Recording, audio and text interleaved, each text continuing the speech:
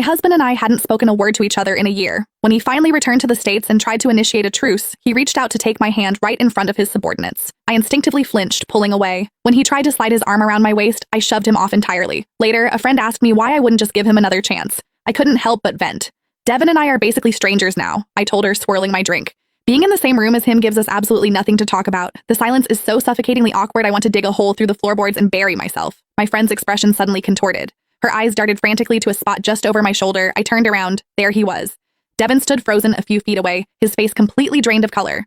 Well, if it was awkward before, it was a full-blown catastrophe now. I could have dug a trench straight to the Earth's core. Devin Frost and I had been locked in a bitter stalemate for 12 months. For the entirety of that year, he had been in Switzerland, accompanying his ex-girlfriend and her parents while her father sought experimental medical treatments. He had played the devoted proxy son perfectly. Now that he was back in Chicago, he was the one lowering his head, asking for peace. Before he left, he hadn't said a word of goodbye. But a year is a long time. The blinding, white-hot rage I used to feel had mostly burned out, leaving only a cold pile of ash. When we fell apart, things had gotten incredibly ugly. I had just lost our baby. My hormones were crashing, my heart was shattered, and I was bleeding out my grief in the form of cruel, jagged words. "I don't care that Ella's father is dying, Devin," I had screamed at him. "She spent years trying to ruin other people's happiness. This is just karma catching up to her." I remember the way Devin's features had hardened. The usual calm, detached elegance he carried himself with vanished.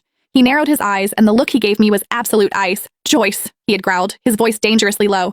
"How can you be so vicious?" That was the last time we saw each other. The very next day, he boarded a private flight to Zurich with Ella and her parents. Since returning a month ago, Devin had been playing the role of the attentive, perfect husband to a terrifying degree. My friend leaned in, whispering, "Joe, he's been back for weeks. Are you really going to keep icing him out? He's gorgeous, he's a tech billionaire, and trust me, there is a line of women waiting for you to drop the ball." She wasn't wrong.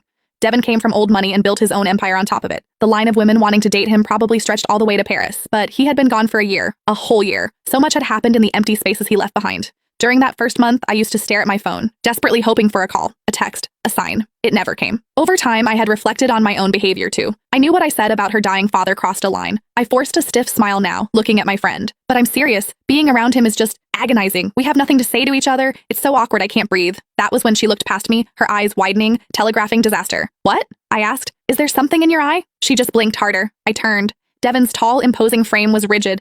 His skin was pale under the dim lighting of the venue. My mouth twitched in a grimace of sheer mortification. His dark eyes locked onto mine, a storm of turbulent emotions swirling in their depths. Without a word, he closed the distance between us and wrapped his hand around my wrist. I tried to twist away. I couldn't. His grip was an iron vice. He marched me straight to the elevator, down to the parking garage, and practically folded me into the passenger seat of his Aston Martin. I watched him from the corner of my eye. His jaw was clenched so tight I thought it might shatter. A year ago, our marriage was a well-kept secret. The media